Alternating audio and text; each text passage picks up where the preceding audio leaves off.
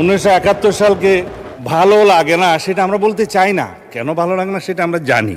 মানে স্পিকার, আমি কি এখানে কাউকে জাতীয় বেঈমান বলতে পারি? এটা অসাংবিধানিক হবে। হ্যাঁ, ঠিক আছে, আমি চাইলে আওয়ামী লীগকে জাতীয় বেঈমান বললাম না। আসুন আমরা এমন একটা বাংলাদেশ বিনির্মাণ করি যার প্রত্যাশা আমাদের শহীদরা করেছেন। বিএনপি জুলাই সনদ থেকে সরে যায় নাই। বিএনপি জুলাই সনদকে আঁকড়ে ধরেছে। দেখেন কত বড় বই। হ্যাঁ, বিএনপি সংস্কারের বিষয়ে টালবাহানা করছে। তা আমি এখন পত্রিকাগুলো ফেলে দিলাম। তিনি আবার বলেছেন যে কোনো দলিলপত্র কাগজ ছাড়া, স্পেসিফিক কোনো কিছু ছাড়া যেন কথা না বলি। কয়েকদিন আগেও বলেছেন। আমি যা বলতে চেয়েছিলাম সেটা বলতে গেলে অনেক সময় লাগবে, বলতে পারছি না। তারপরেও বলি, মানে স্পিকার, এখানে তো ইতিহাস চর্চা অনেক হয়েছে। তো ইতিহাসের আকাশে তো অনেক তারা। বলেছেন 1947-এ মাওলানা মওদুদী সাহেব পাকিস্তানকে চেয়েছিলেন। এইটা মাননীয় স্পিকার, আজকে এত বছর পরে, কত বছর হলো তো জানি না, এখন 47 থেকে 2000, তারপরে 25, বোধহয় 75 বছরের বেশি হয়ে গেল, 78 হয়ে গেছে। আজকে এই নতুন ইতিহাসটা আবিষ্কার করার জন্য আমি ধন্যবাদ জানাচ্ছি। এখন 1971 সালকে ভালো লাগে না সেটা আমরা বলতে চাই না। কেন ভালো লাগে না সেটা আমরা জানি। কিন্তু 72-এর সংবিধান, 71-এর ইতিহাস, সব কিছুকে এখন স্বীকৃতি দিতে হচ্ছে। আমি বিরোধী দলীয় নেতৃবৃন্দকে অসংখ্য ধন্যবাদ জানাই যে আপনারা মুক্তিযোদ্ধাদের ধারণ করেছেন, নিজেরা মুক্তিযোদ্ধা দাবি করছেন এবং মুক্তিযুদ্ধের সেই ইতিহাসকে আপনারা স্বীকার করছেন। সেজন্য দালিলিকভাবে কথা বলি, জাতীয় মুক্তিযোদ্ধা কাউন্সিল বিল গত কয়েকদিন আগে পাশ হয়েছে। এটা ইতিহাস, রেকর্ড, এই পার্লামেন্টের এই লেজিসলেশন সাক্ষী দিবে। আমাদের সকল বিরোধী দলীয় নেতৃবৃন্দ বসা ছিলেন, নার পক্ষেও ভোট দেয় নাই, হার পক্ষেও ভোট দেয় নাই। এনসিপির বন্ধুরা হার পক্ষে ভোট দিয়েছে। সত্য কিনা বলতে পারে। এখানে কি লেখা আছে? সাব্যস্ত ঐতিহাসিকভাবে, এই আইনগতভাবে, উভয় পক্ষের স্বীকৃতি পাবে। এটার নাম হচ্ছে বীর মুক্তিযোদ্ধার ডেফিনিশন। ইতিহাস সাব্যস্ত হয়ে গিয়েছে, সম্মত হয়েছে। এটা নিয়ে যেন আর কখনো বিতর্ক আমরা না করি জাতীয়ভাবে, এই অনুরোধ থাকলো। বিভক্তি আর চাই না, স্বীকৃত দলিল। মানে স্পিকার, আমি কি এখানে কাউকে জাতীয় বেঈমান বলতে পারি? এটা অসাংবিধানিক হবে। হ্যাঁ, ঠিক আছে, আমি চাইলে আওয়ামী লীগকে জাতীয় বেঈমান বললাম না 1986 সালে। এবং তাদের যে সহযোগী হিসাবে, সহযোদ্ধা বা হামসফর হিসাবে ইলেকশনে যারা গিয়েছিল, তাদেরকে আমি কিছু বলতে চাই। এটাও আমার বলা ঠিক।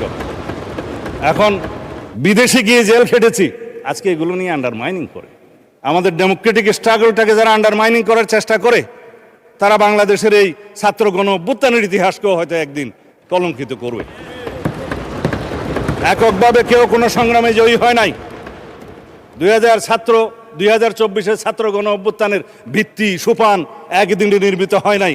আমরা জানি এই গণতান্ত্রিক সংগ্রামে আমরা বলা হয় যে মুক্তির মন্দিরে সোপানতলে কত প্রাণ হলো বলিদান লেখা আছে অশ্রু জলে। তারপরে কি আছে? মানে স্পিকার, যারা স্বর্গগত তারা আজও জানে যে স্বর্গ থেকে প্রিয় মাতৃভূমি। এগুলো সব কবিতা, গান। আমি হয়তো ঠিকভাবে বলতে পারছি না, বাট ইমোশনালি এই কথাগুলো বলতে হচ্ছে এই কারণে, যারা গুম হয়ে আজও ঘরে ফিরেনি, তাদের জন্য অপেক্ষা করছে ইলিয়াসের সন্তানেরা। তার সঙ্গিনী এখনো বাতায়ন খুলে বসে থাকে, তার স্বামী কোনোদিন আসবে বলে। আমরা তাদের কাছে কি জবাব দেব? আমার স্ত্রী সন্তানরা যেমন একটা আমার অনিশ্চিত জীবনের সময় অপেক্ষা করেছে, আমি বুঝি সেই ব্যথা। আর কেউ বুঝুক বা না বুঝুক, কবরের মতো একটা জায়গায় 5 ফিট বা 10 ফিটের জায়গায় ছিলাম। আমাদের এখানে আরও অনেক সহপাঠী আছে, সহকর্মী আছে, যে ব্যারিস্টার আরমান আছে, আর অনেকে আছে যারা সেই গুমের শিকার হয়েছে, যারা ফাঁসির কাস্টে ছিল। তাদেরকে কি জবাব দেব? আসুন আমরা এমন একটা বাংলাদেশ বিনির্মাণ করি যার প্রত্যাশা আমাদের শহীদরা করেছেন, যার আকাঙ্ক্ষা আমরা করেছি, যার আকাঙ্ক্ষা 71-এর শহীদরা করেছেন। এখন 2024-এর বিষয়ে আমার তরুণ বন্ধু সংসদ মাননীয় চিফ হুইপ বিরোধী দলের বলেছেন, আমি কিছু পয়েন্ট নোট করেছিলাম। আমার সৌভাগ্য হয়েছিল তার বক্তৃতা শোনার। আমি অ্যাপ্রিসিয়েট করি, আমরা এমন পার্লামেন্টারিয়ানদেরকে চাই যারা ভবিষ্যতে এই পার্লামেন্টকে লিড করবে, গ্রোমিং হবে। তবে কিছু কথা বলতেই হয়, কারণ মানে স্পিকার, এখানে শিকোয়া আর শেকায়েতের ছড়াছড়ি হয়েছে। আমি শুধু জবাবে শিকোয়া করতে চাই, তার মধ্যে যদি কিছু বলা হয়ে যায় তাতে আমাকে ক্ষমা করবেন। তিনি বলেছেন বিএনপি জুলাই সনদ থেকে সরে গিয়েছে। মানে স্পিকার, বিএনপি জুলাই সনদ থেকে সরে যায় নাই। বিএনপি জুলাই সনদকে আঁকড়ে ধরেছে। দেখেন কত বড় বই। এইখানে যারা দস্তখত করেছে, এটা হাতে লেখা অরিজিনাল বুক। এর মধ্যে 30টা পার্টির মধ্যে 4টা পার্টি সই করে নাই, 26টা পার্টি সই করেছে। আমার ছোট বন্ধু এই নাহিদ সাহেবরা সই করেছেন 16/2/2026 সালে। এটা ফটোকপি ওখানকার লেখা আছে, নোট অফ ডিসেন্ট ব্যতিরেকে গণভোটের গণরায়ের সিদ্ধান্তের পূর্ণাঙ্গ বাস্তবায়ন সাপেক্ষে। কেন এই নোট অফ ডিসেন্টের মধ্যে, মানে স্পিকার, এনসিপি জুলাই সনদের দফা 16(4) দফা 22(গ) 2 জায়গাতে নোট অফ ডিসেন্ট তারা দিয়েছে। এখন যারা নোট অফ ডিসেন্ট দিয়েছে তারা তো স্বীকৃতি দিলই যে নোট অফ ডিসেন্ট দেওয়া জায়েজ। আবার সই যখন করছে তখন বলল যে নোট অফ ডিসেন্ট ব্যতি রেখে গণভোট।